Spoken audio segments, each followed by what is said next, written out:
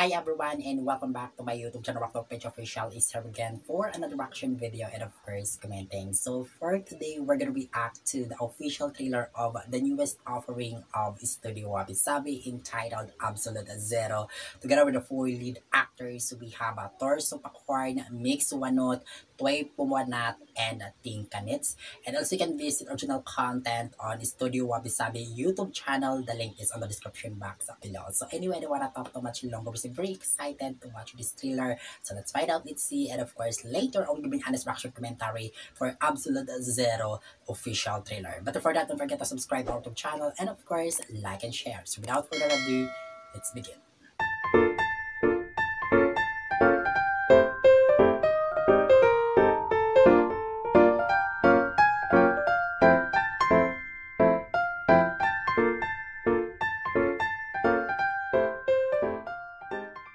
Okay, so there we go, the official trailer of Absolute Zero, the series. Again, this is the newest offering of Studio Wabi Sabi.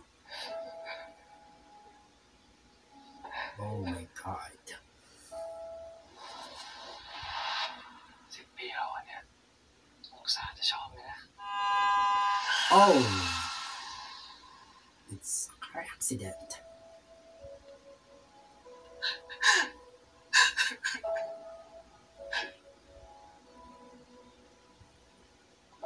ขอให้องศาปลอดภัยไม่ว่าต้องแลกด้วยอะไรก็ตาม Oh my god, it's bloody.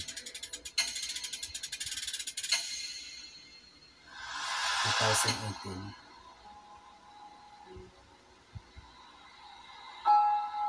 It's a heavy drama. ไม่มีสัญญาณ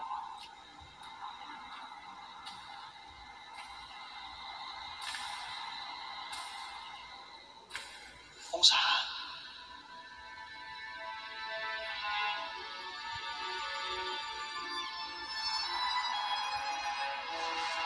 พี่ตามผมมาทำไมหรือว่าเราหลงทางอ่ะผมหาที่พักให้พี่ได้นะถ้าพี่อยากให้ช่วยอ่ะผมมาช่วยเราทำไมเราไม่รู้ดิรู้แค่ปล่อยพี่ไว้คนเดียวไม่ได้ไอ้สาตั้งใจเรียนนะครับกูถามมึงจริงๆนะองศามึงไม่อยากรู้บ้างเหรอว่าเป็นใครอ่ะพี่เป็นใครกันแน่ Turning back time, turning back มัน moments. ครบรอบ10 ปีที่เราคบกันมีรถคันหนึ่งพุ่งชนรถองศาอย่างแรง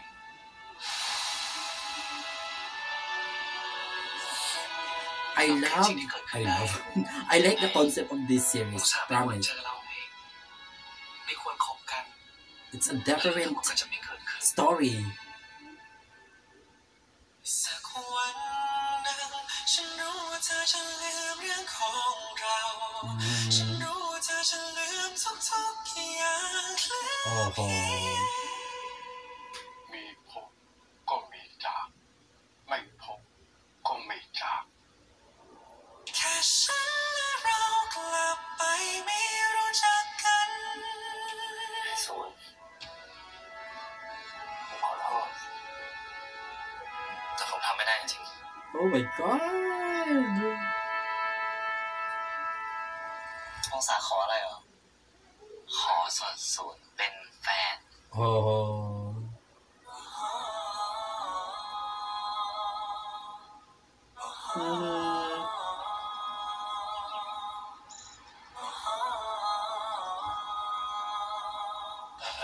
You need to use your handkerchief for watching this new BL series Absolute ส่วน Zero. โอเคไหม Oh my god, it's a heavy drama. It's totally heavy drama. ลาก่อนนะ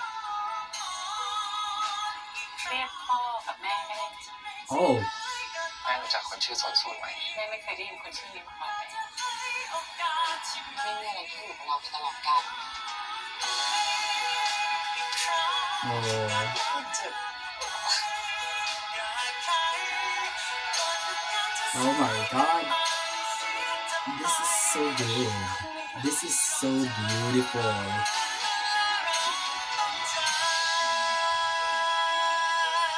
Oh. What a beautiful trailer! Oh. Absolute Zero. From past to present. Nice. I like the concept.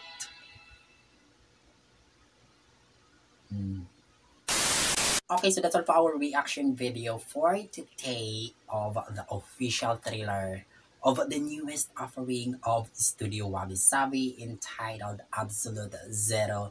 Together with the four lead Thai actors, we have Thor Subkorn, Mix Wanot, Toy Puwanat, and Ting Kanits. So this time, magbigay tayo ng komento ako sa ating napanood for the trailer, and of course, magbibigay din tayo ng konting info regarding for the Absolute Zero, the series. So yeah, uunahin na natin yung pagbibigay ng info and details. So dahil trailer ito, of course, ano ba tayo kukuha ng info? Walang iba kundi sa Dramalist or sa dramalist.com website. So according to Dramalist, itong Absolute Zero, the series, mapapanood natin yung pilot episode this coming September 27, Wednesday on, for the uncut version, exclusively on iQIYI application and also website. I am not sure kung i-air din ba ito sa official YouTube channel ng Studio Wabi Sabi. But yung mga previous BL series na produce ng Studio Wabi Sabi, nilalabas din, pinapalabas din nila sa kanilang YouTube channel. Pero piling-pili lang yung mga bansa na makaka-access doon. Kasi usually, of course, mapapanood naman siya sa iQIYI for the uncut version of this series. So, mas maganda kasing panoorin yung uncut version kaysa cut version. So, yung sa cut version, especially pag may mga kissing scene or mga bed scene, talagang tinatanggal yon kasi nga, of course, YouTube cannot allow for any kind of, rated 18 is yung mga SPG, yung mga hot scene. So yun. So much better na mas maganda panoorin yung uncut version na mapapanood sa iQIYI, diba? So yeah. So anyway, I'm very excited for making a reaction video for the trailer and also the teaser pala. Diba? Kung hindi niyo pa napanood yung aking reaction video about sa teaser 1, 2, and 3, I think you can visit on my YouTube channel, Raptor Page Official. Then, yeah, panoorin niyo yun, guys, yung aking reaction video about sa teaser ng Absolute Zero. So, this time, of course, reaction video for the trailer of Absolute Zero. Then, of course, this coming September 27, which is the pilot episode ng Absolute Zero. Yun, sagawan din natin ng reaction video. Yun. And again, kapag gumawa tayo ng reaction video about sa series na to, kasi nga meron tayong pina-follow na guidelines about sa series. Of course, provided yan mismo ng producer, which is the Studio Wabi Sabi. So, yun. I think, if I'm not mistaken, usually talaga pag gumagawa ng pag nagre-release yung mga Thai BL series, except sa mga walang copyright infringement usually 60% per episode ang pwede lang kunin dun sa video na yon, yung sa uncut version, diba? Yun. So 60%, not bad, diba? So sa 45 minutes, pwede mo lang kunin na 30, if I'm not 30 or 35, something like that. So anyway, guys, nabanggit ko na yung four lead actors na bibida dito sa Absolute Zero, the series. We have Thor Subkorn bilang Ongsa, Mix Wanot bilang Swansun, Toy Puwanat bilang Ongsa. Siya yung older self ni Ongsa dun sa, sabi ko nga diba kanina na past and present yung nangyari. So may batang Ongsa, may matandang Ongsa din. Diba? So, yun. Si Thor Subkorn, siya yung batang Ongsa. And then si Toy Puwanat, siya naman yung matandang Ongsa. And then si Mix Wanot bilang Swanson, siya yung batang Swanson dito. And then, yung naman niya dito is si Ting Kanits, siya naman yung matandang Swanson. Hindi naman siya totally over na matanda, diba? Yung tama-tama lang, diba? So, yun. And then, kasama nila dito bilang supporting actors and actresses, we have Rong Kaumolkadi, Sini Etira bilang Nun, Apasari, so far wala pa siyang character's name, Tum Pulawat, Mint Binjani bilang Na, Beaver Patsapon bilang Manghorn, Corn Casidage, so far wala din siyang character's name, Tunliyo, Mitapat bilang Pangpond, Akalabot, so far wala pa siyang character's name, and After Day bilang Muli. Itong si After Day, gumagawa din yan siya ng reaction video. Yun, nakikita ko din siya na gumagawa ng content, gumagawa ng reaction video sa mga iba't ibang mga Thai BL series, di ba? So, yun. Anyway, tutungo na tayo sa ating commentary for the trailer of Absolute Zero, the series. Sabi ko, di ba, dun sa aking reaction video, for this, the trailer, okay, kanina, nabanggit ko naman sa inyo na you need to use your handkerchief while watching this new series. Diba? Kasi it's a heavy drama. It's totally heavy drama. Hindi ko talaga maintindihan kung bakit kapag nagpo-produce itong Studio Wabi Sabi. Yung mga kasi napapansin ko yung sa ano nila sa series kapag naglalabas. Mula nag-start sa Until We Meet Again, then tuloy-tuloy na yung paglabas nila ng mga bagong BL series na yung concept ng series nila, yung parang pang drama talaga, as in pang award winning drama talaga, 'di ba? Kasi nga 'di ba yung previous series din nila na tawag nito, ganun din, 'di ba? Na may iyakan, 'di ba? It's heavy drama nga, 'di ba? Sabi ko nga yun. So dito naman another heavy drama sa Absolute Zero, and you can see naman sa trailer, 'di ba? So iyakan to the max. So sabi ko nga sa inyo kanina na you need to use your handkerchief while watching this BL series. Iyak tayong lahat, ganun. So yun, kakaiba siya na series sa napapanood natin series ngayon. Din yung mga previous BL series, kakaiba talaga siya, in fairness. Or talagang sinadya siguro to ng Studio Wabi Sabi, yung pag every time naglalabas sila or nagpo-produce sila ng mga BL series, yung ganun yung konsepto na gusto nila. Yung parang yung mga viewers talagang kapag manonood yung mga viewers, gusto siguro ng production team or yung mismong producer, which is the Studio Wabi Sabi, na kapag nanonood yung mga tao sa ating series, yung iiyak din sila, ganun. 'Di ba? So, yun, talagang totally na madadala ka talaga sa eksena sa series na ito, 'di ba? Kasi yung mga present BL series ngayon, and of course yung mga previous BL series na hindi hindi produced ng Studio Wabi Sabi, 'di ba? You can see naman merong rom-com, 'di ba? Rom-com BL series, may horror BL series, merong horror BL series with comedy, may pagkahalong comedy, 'di ba? 'Yun. So, yung sa linyahan naman or sa concept naman ng ginagawa ngayon ng Studio Wabi Sabi, parang yung sa kanila, yung parang nakafocus talaga sila every time na nagre-release sila ng BL series, nakafocus talaga sila sa drama, 'di ba? Although nandun na yung love story ng, 'di ba? Additionally na yung nito, yung love story ng mga actor or yung lead actor dito sa series na to. Pero talagang nakafocus sila sa drama, 'di ba?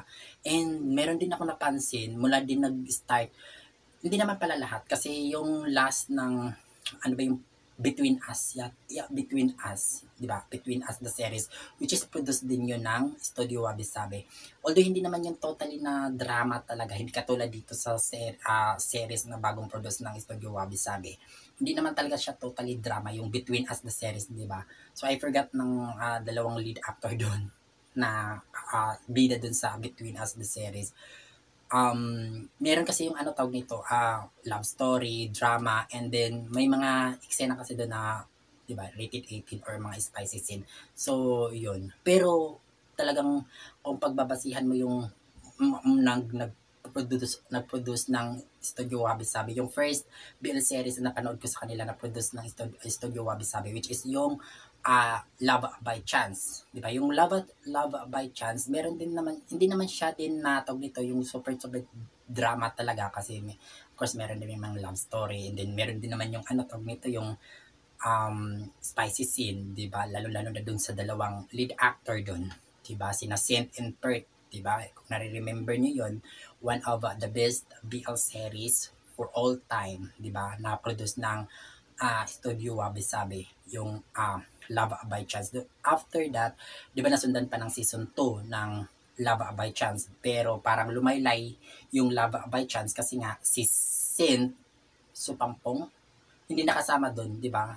Kung naalala niyo 'yun. Parang si Perth na lang, din wala siyang ka-love team doon si Perth.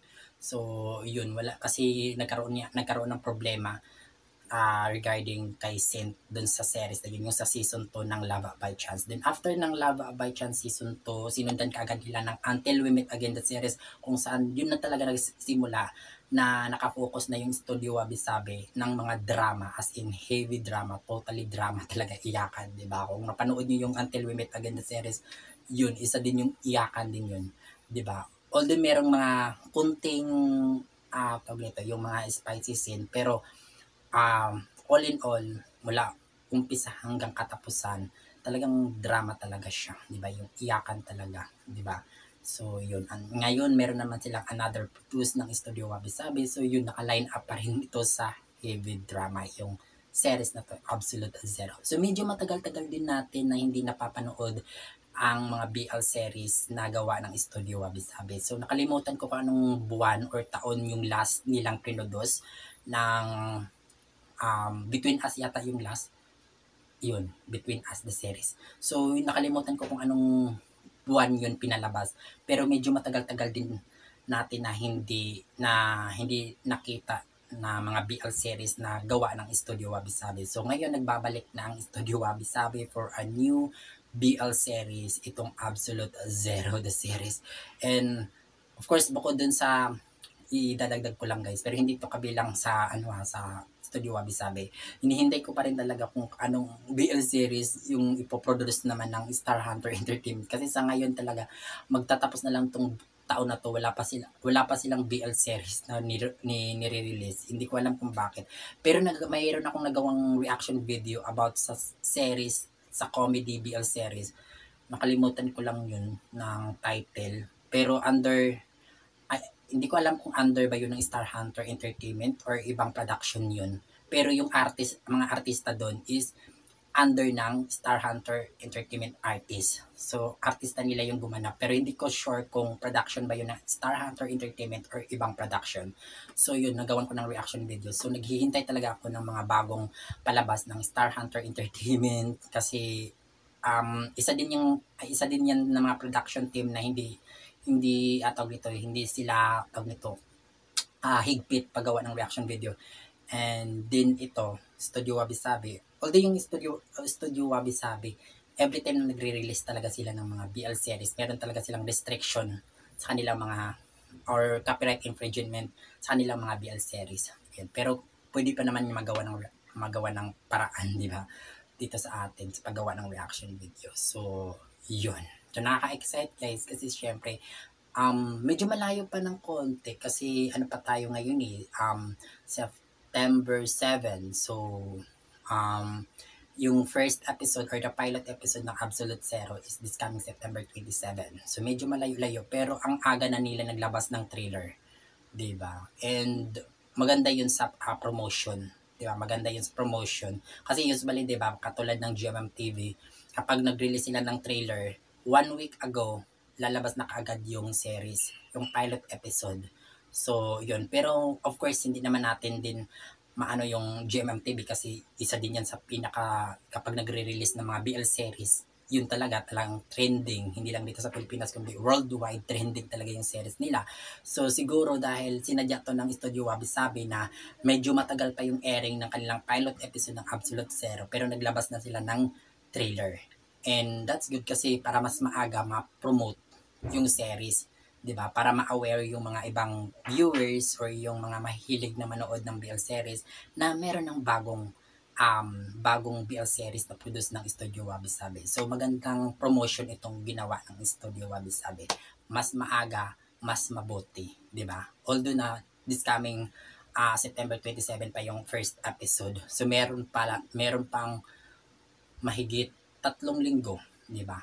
bago i-release yung episode 1 ng Absolute Zero. So yeah, that's all for our reaction video for today of the official trailer of Absolute Zero, the series, and this is the newest offering of Studio Wabi-Sabi. So bago tayo magtapos, huwag niyo pong kalimutan na mag-like, mag-comment, mag-share, subscribe sa aking YouTube channel, i-click na lang pong notification bell para always kayong updated sa mga susunod kong gagawing reaction video dito sa ating YouTube channel. God bless everyone, keep safe, and thank you so much for watching. Bye-bye!